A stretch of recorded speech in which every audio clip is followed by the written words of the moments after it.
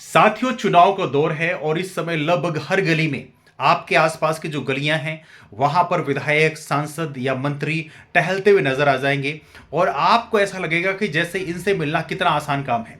लेकिन जैसे ही चुनाव खत्म हो जाएंगे और वो विधायक सांसद वापस से बन जाएंगे तो उसके बाद में कंडीशन ऐसी होगी, हालात ऐसे होंगे कि आप यदि उनसे मिलना चाहते हैं तो आप मिल नहीं पाएंगे।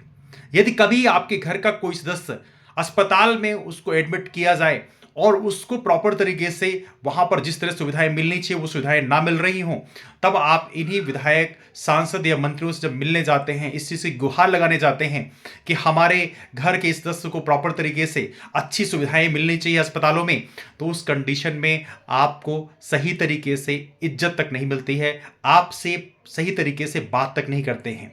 कमाल की बात यह है कि चुनाव खत्म हो जाते हैं, उसके बाद 4 साढ़े 4 साल तक आपकी गलियों में नजर तक नहीं आते हैं और पता ही नहीं चलता बेसिकली विधायक जी और सांसद जी कहां चले गए।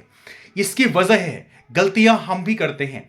किसी लहर के कारण हम उन्हें जिता देते हैं कि कहीं कोई और लहर चल रही है, किसी पार्टी की लहर चल रही है, किसी पार्टी की लहर चल रही है, उसके चलते आप एक ऐसे इंसान को जिता देते हैं जो जनता का प्रतिनिधि बनने के योग्य है नहीं, जो जनता की समस्याओं को महसूस नहीं कर सकता, जो जनता की समस्याओं को अंदर से एहसास नहीं कर सकता। ऐसे इंसान को जब आप जनता का प्रतिनिधि बनाते हैं तो वो आपके सेवक के रूप में होने के बजाय आपके राजा के रूप में बिहेव करता है और इसके कारण आपको दिक्कतें होती हैं। आपको जो सुविधाएं मिलनी चाहिए वो सुविधाएं आपको नहीं मिल पाती हैं। इसलिए आपको कहना चाहता हूं कि आपको अपना सेवक चुनने की जरूरत है। एक विधायक है, सांसद है, वो जनता के सेवक के रूप में होना चाहिए, वो जनता के प्रतिनिधि के रूप में होना चाहिए, तब जाकर आपकी समस्याओं को सॉल्व या उसका निदान हो पाएगा। मैं आप लोगों से कहना चाहता हूं कि इन चीजों को ध्यान में रखते हुए इस बार वोट दें। मैं राम कुमार सोनी, रीवा संसदीय क्षेत्र से लोकसभा का प्रत्याशी हूं और मेरा चुनाव चिन्ह है चारपाई।